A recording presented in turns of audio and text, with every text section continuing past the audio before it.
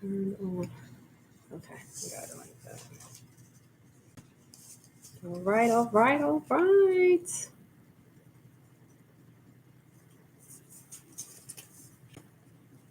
You got your notes. We're live, relax. It's live. I keep telling you this is social media. Once you go live, you are live.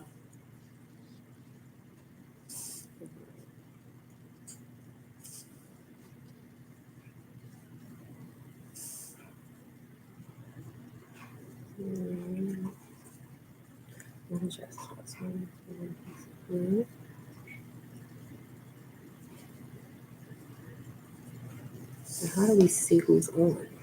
Oh, right here. It'll show you when they come on.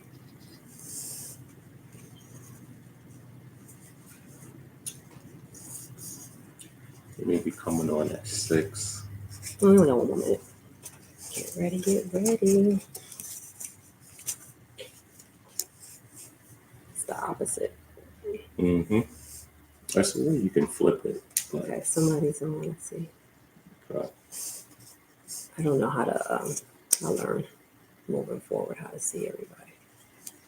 All right. Good evening. Good evening. We got about 35 seconds. Hello, hello. And a thumbs up. All right.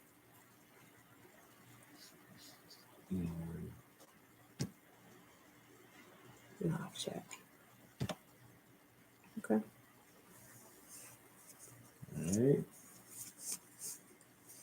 All right. Looks like there's 2 people on. So. All right. Coming on. All right. TT said we look nice in our yellow. Thank you. We appreciate it. Thank you.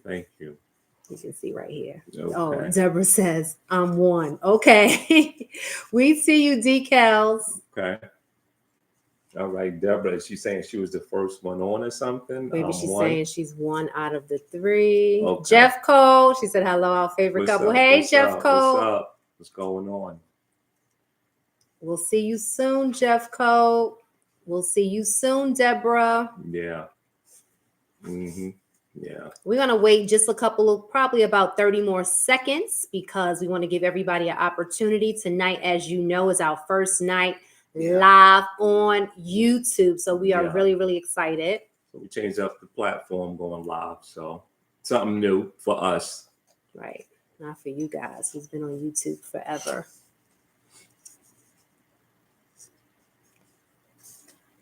All right. So you want to get started? Wait about 30 more seconds. No, let's get started. Let's get started. Yes. All right. Thank Tonight, you, episode. Thank you, Mommy. Episode 31. Let's give it up for episode 31. Yes, tonight is our first episode here live on YouTube. But for all a reason for marriage, our subscribers, our supporters, our family and friends, we appreciate you. We are, 7 months? We started in June. Yeah, a little over 7 months. Thank you. 7 months strong. Hey, how you doing, Star? So we greatly appreciate your support. Tonight, we wanted to switch things up. I made numerous announcements about us coming to YouTube. We wanted to broaden our platform. We greatly appreciate all your support on Instagram. You guys rock, like I just made mention of. For over 6-7 months, you've been rocking with us, and we greatly appreciate it. So tonight we're doing a special episode, being that this is our first night live on YouTube. So for episode 31, tonight, what we're going to do, the title of the episode is The Power Couples Blueprint of 2025. So we're basically going to give you 10 tips, right, of things and goals that you need to, from our recommendations, implement so you can have a thriving marriage for 2025. Okay. So again, the title is The Power Couples Blueprint of 2025. 10 tips from the reasons, Tony and Tobias giving you tips for 2025 so you can have a thriving marriage. Yeah, these were those that just want, some ideas, something different.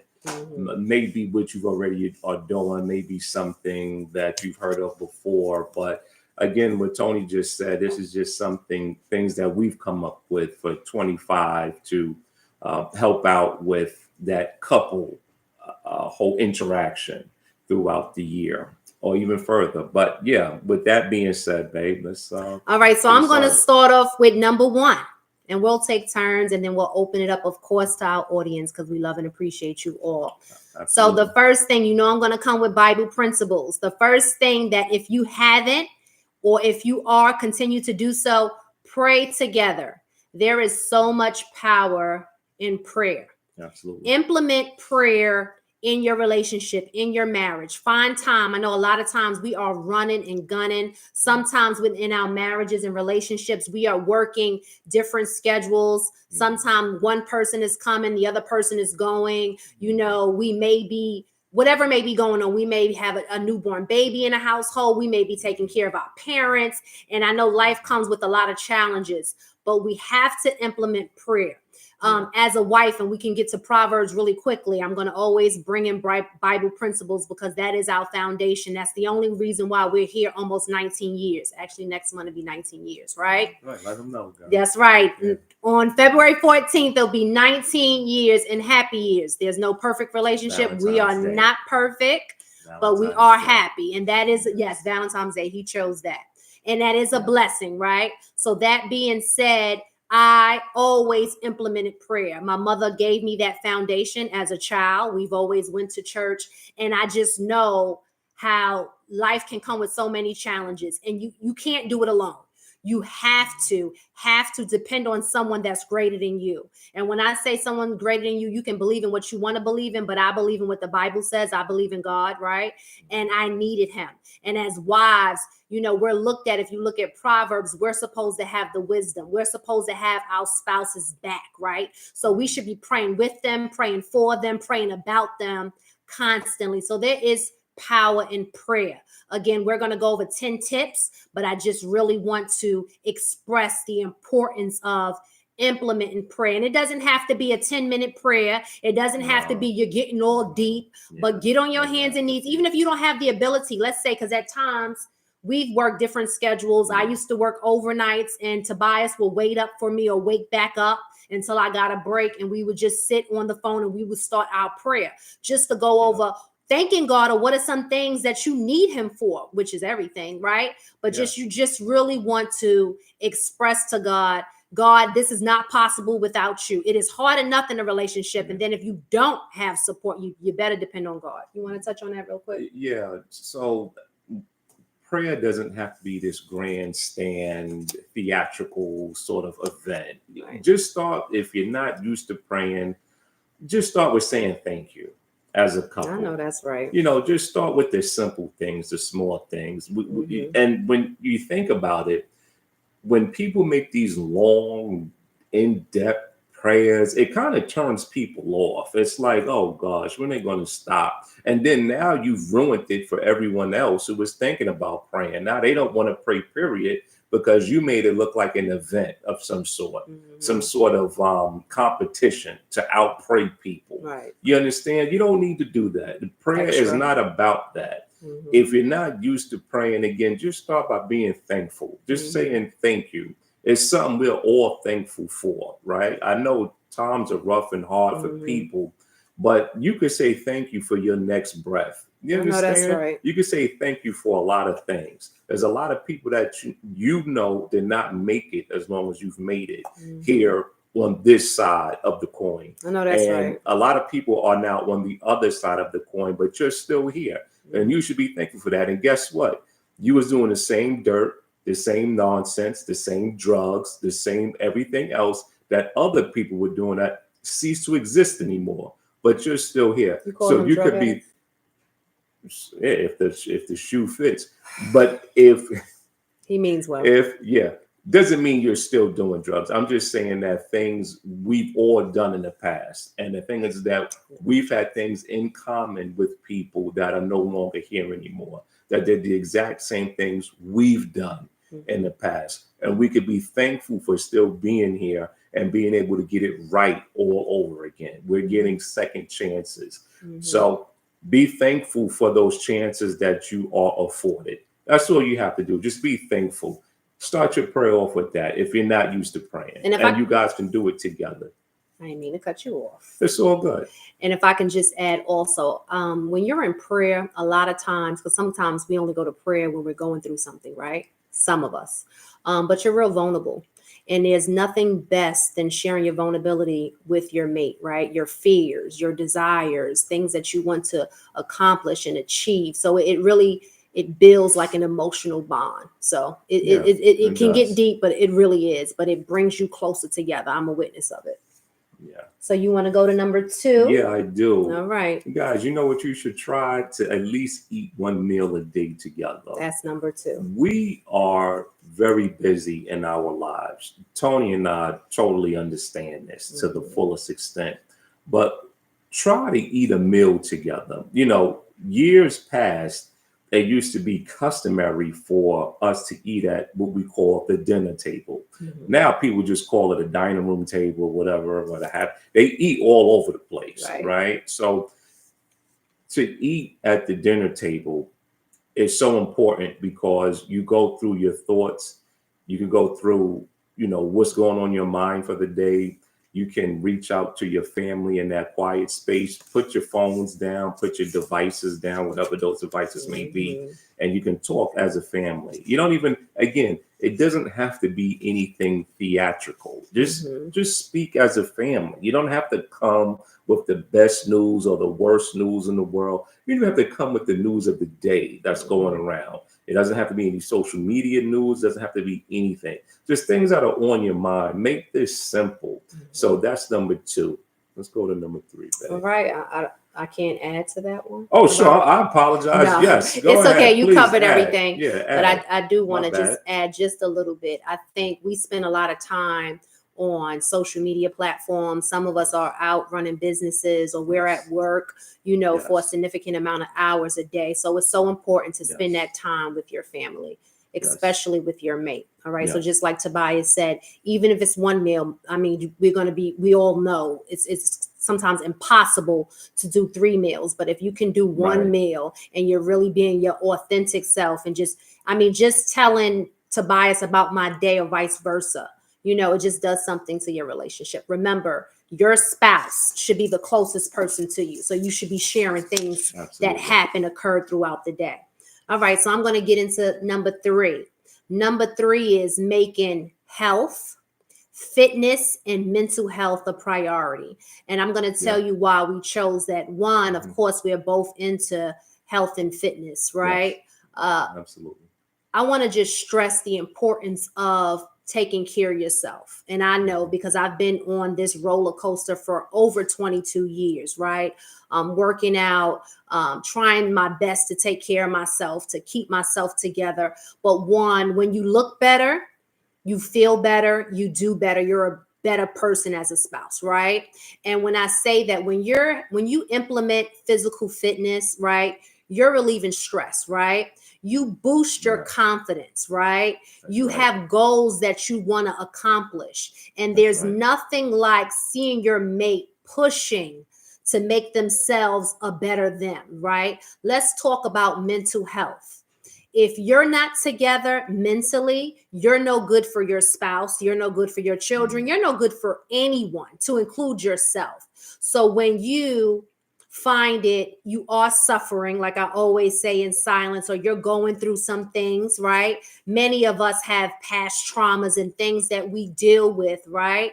But when you go ahead and reach out and get help, right? And I can speak on it because I've went through therapy before, you know, and I felt as relieving things because sometimes some of us are very strong. We come from households where we're looked almost down upon in the Black and brown community sometimes as reaching out for help or just not able to relate to people that you can trust outside of your household, right?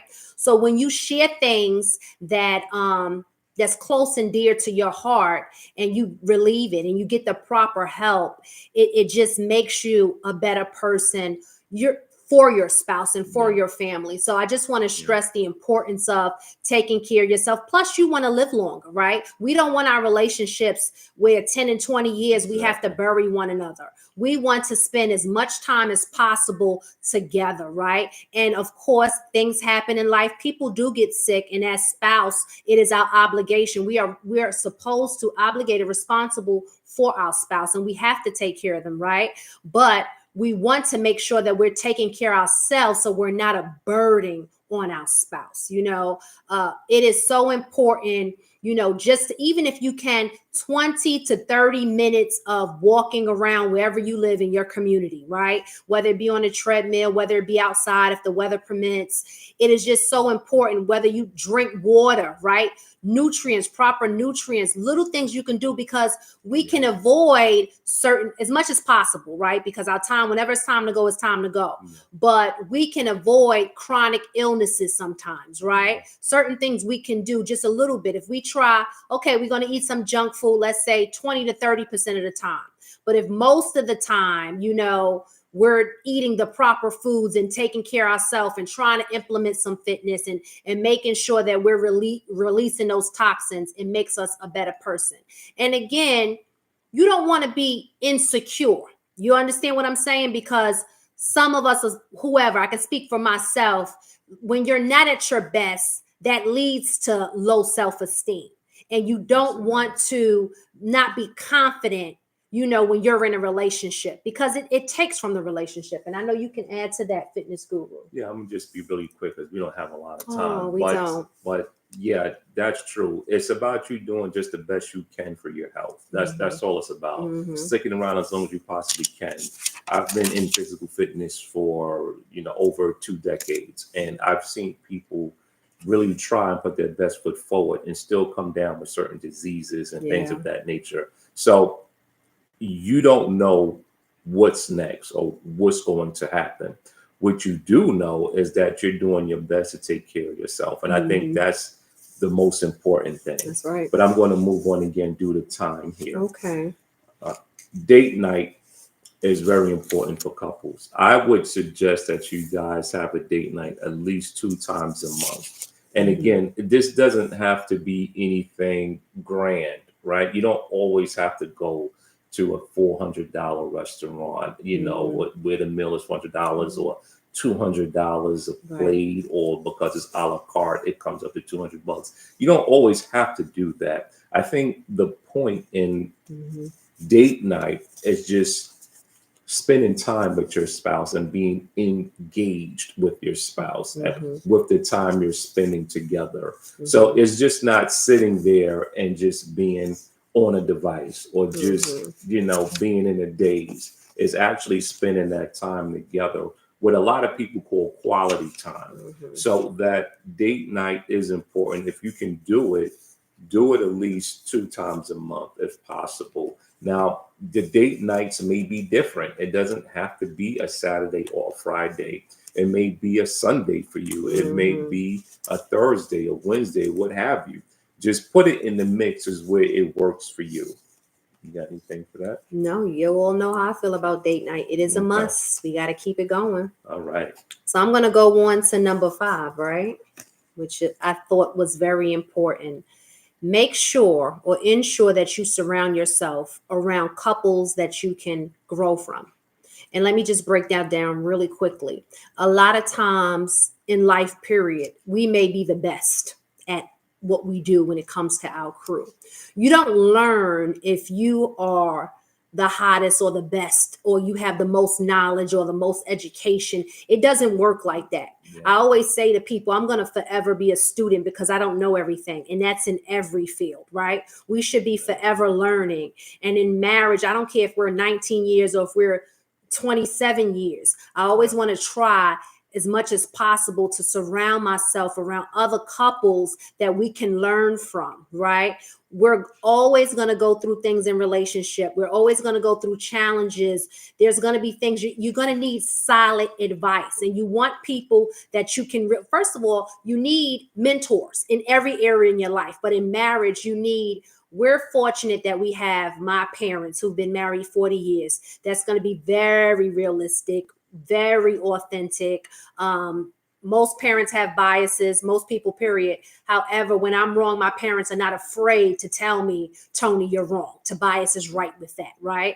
We have Tobias' uncle, Travis and Yvonne, who's been married a long, extended period of time. So we do have people that we can go to for advice. However, it is very important that whoever you surround yourself around, or whatever couples it may be, that they actually are walking the walk and talking the talk that you want to model, which means you can't be around people who are disrespecting their spouses and expect for you to have a successful marriage, right? You can't be around people who are talking negative about their relationship, talking about their spouse and being disrespectful. You need to be around people who you inspire to be. I'm not saying mimic. I'm not saying you want your husband or your wife to be like that person, but a lot of times those traits, right? How they conduct themselves as a wife or a husband and how they go above and beyond is very important. So make sure you surround yourself around other couples. And sometimes it's hard to find,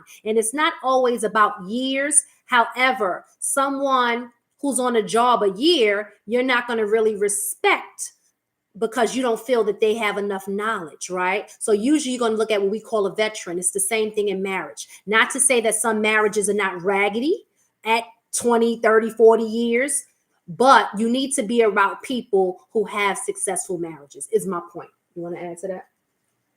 Yeah,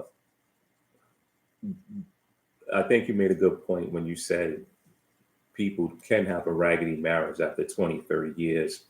And I think that you guys really need to understand that everything that glitters is not gold. You don't know what's going on in these people marriages. I've seen a lot of relationships where married couples been together for years, and everyone think it's all good from the outside looking in. But you turn around, these people get divorced within the next 7, 8 months because you don't know what's going on in that marriage for real. What I suggest when you're following a model of someone else's marriage, you actually know the person very well, whether that be the spouse or whether it be the husband or the wife. You make sure you know that person very well so you can determine better if you should be following this particular model of how to handle situations in marriage. But I could go on and on about that, but due to time, I'm going to move forward on that one. A good one is setting financial goals for the year. I know a lot of you do this, a lot of you don't, but setting financial goals is just a point that you guys want to reach financially. And it's cool when you guys work together and collaborate on how you think it's best to reach those goals. Now, we are faithful people. We like to make a goal and we like to think we know how we're getting there, just to be surprised when God puts his hand in and says, yeah, well, this is my idea. I get where you're coming from, but this has to be turned over in order for you guys to get it correct. So then at that point, we may have to course correct for what God has in store for us. So it's always good to set goals, regardless if they're disturbed by the Father or not. Set goals, find out where you guys want to go. I think setting a financial goal is really good to make sure you guys are on par with each other. Just make sure you have the same ideas in mind.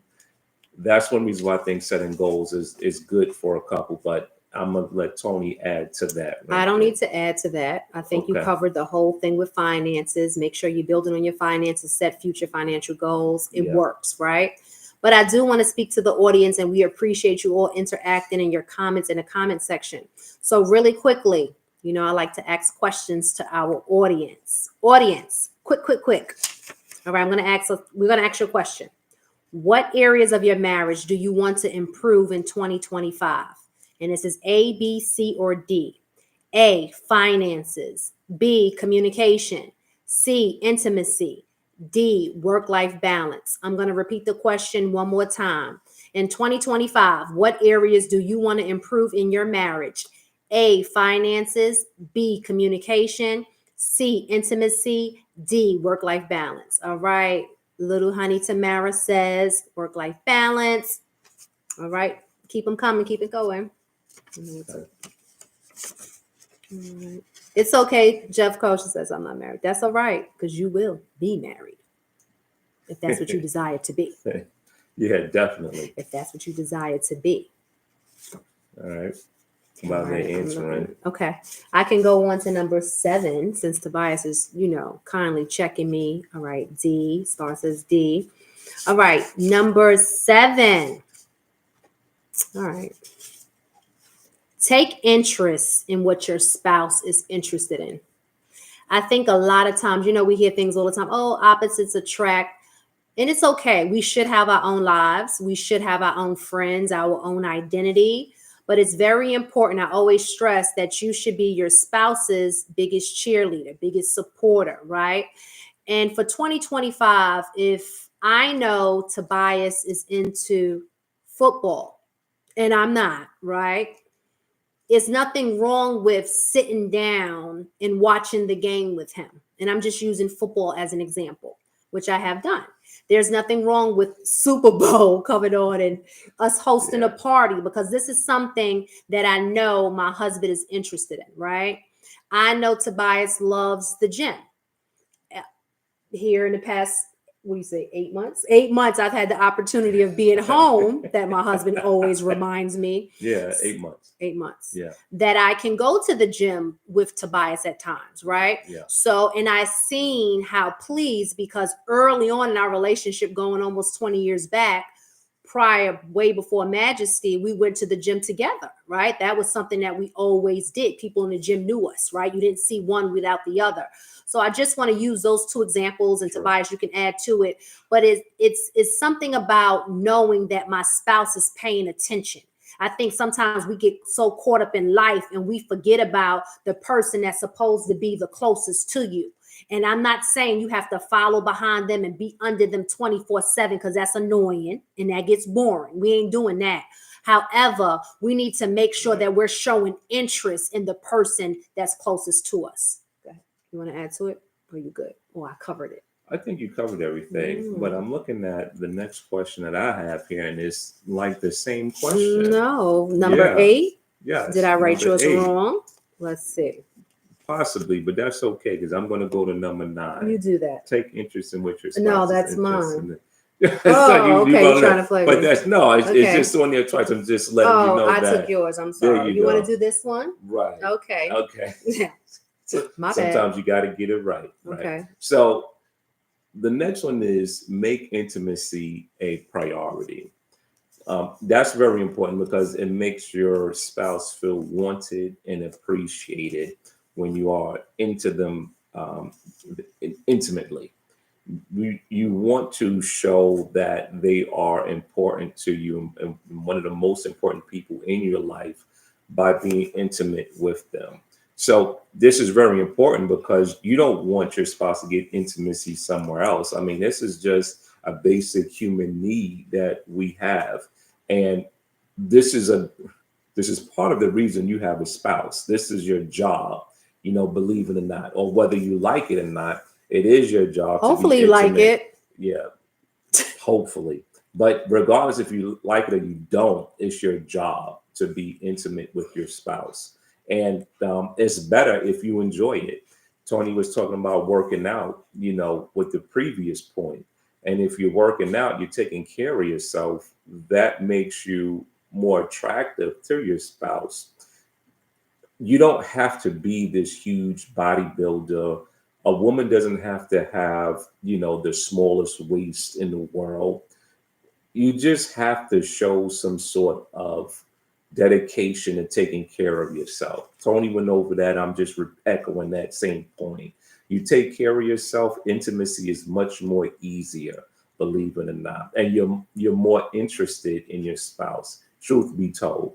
So staying focused and staying intimate is very important. And that's something that if you're not doing at this point in time, that you should get in the practice of doing for this year. And it's going to work out better for the couple. You'll see the togetherness, the you'll see the advantages of having a seriously intimate relationship with your spouse. You'll see honesty out there. You'll see more caring out there, and it works out. Believe it or not. But again, due to time, I'm going to let Tony take that. And I'll add to it because I know it wasn't Tobias's question, and I appreciate it. But it is what it is. 19 years, so this is how we're going to answer the questions. You got to right? go with the flow. You go with the flow. Right. So TT said that mommy always taught us you got to do it if you don't want to do it. It is your job. Tobias is right. However, the enemy is very crafty, right? And we don't want the enemy to get it in your marriage, right? So you have to handle your business regarding intimacy. Let me just add that. And then you don't want it to be repetitious, okay? We know it's something that we're doing, but you want to have fun. So you do want to be hopefully attracted sexually to your mate. But it is very important because you hear some people, they're like, oh, I wasn't intimate for this amount of time. That's how the devil gets in your marriage. Because if you're not intimate, somebody else is going to be doing somebody else's job. So we don't want that. Moving right along, right? Because we're not having that. Yeah. Moving right along to number 9. Hold on, I'm sorry. So creating a vision together, right? And I'm going to say a vision board because I'm just a visual person.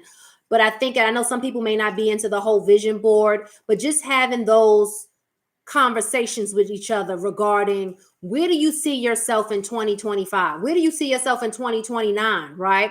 What vacations do we want to go on? What are some of your career goals, your business goals, your educational goals? What are some hobbies that you want to put in place or things that you want to engage in?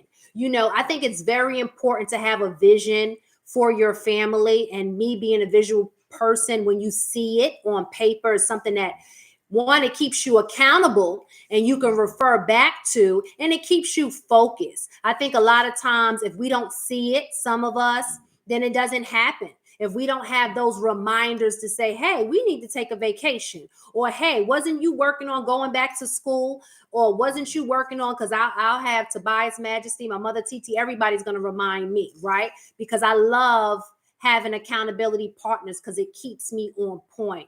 So if you can, like I said, some people are not all into the arts and crafts and cutting pictures. You don't have to do that, but just have those conversations on where do we see the reasons for 2025? What are some things that we can do to make our marriage even stronger? I think that's very, very important. Did I take yours again? No, you didn't this time. But just to add to that really quickly, we're running out of time. We actually ran out. It's okay. Just to add to that really quickly, that's going back to the point I just made, which was setting the financial goals. Make that part of the vision board that Tony was just talking about. It's just a vision board to see where you want to go. It's just reminding you of your navigational system. That's all it is. And it is very helpful for a lot of people. When you see it, you're able to achieve it. Mm-hmm. And it's just seeing it and going for what you know. That's all it is. So the last one here is going to be give back together. Mm-hmm. Volunteer together if possible. Mm-hmm. Giving back is a lot of different things. It's not just one thing. Giving back as a couple is not going to the soup kitchen and feeding the homeless only. Mm-hmm. Okay, that's one thing. But giving back can be mentoring people. You and your spouse mentor another couple as a way to give back. You can. Tony and I years ago we bought someone's Thanksgiving meal. Feed a family. Yeah, we fed a family for Thanksgiving. We did that together. That actually, it felt really good to do that. In my mind, I would have wanted times I didn't eat at night. I would have wanted someone to give me some food, right? So we thought that would be something really nice to do and fulfilling as a couple to help someone else with their Thanksgiving meals. And we didn't just buy like one or two things. We did the whole spread. So everyone ate.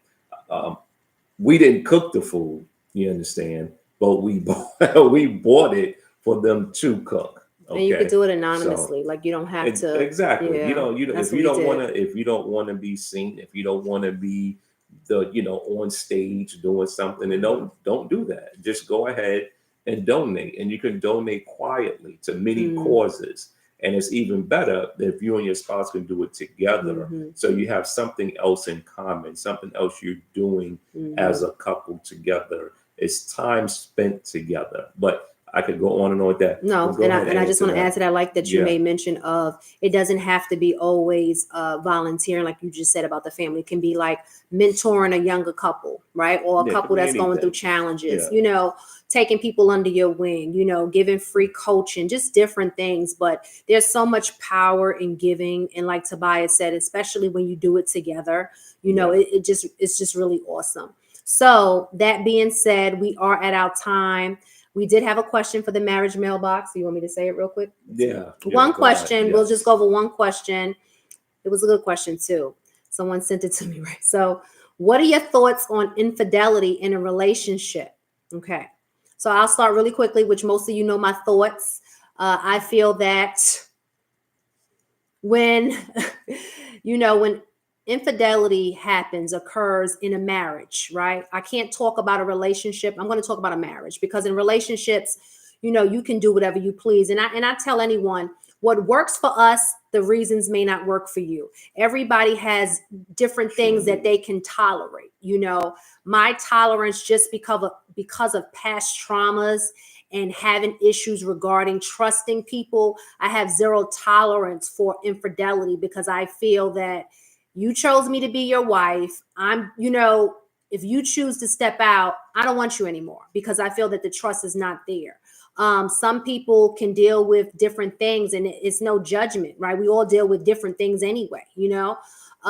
However, I feel I cannot.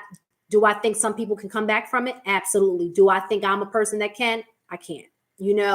But because I'm so big on trust, that works, for me. If I can't trust you, and that's in friendships, that's in anything, I really don't want you around me. You want to say something real quick?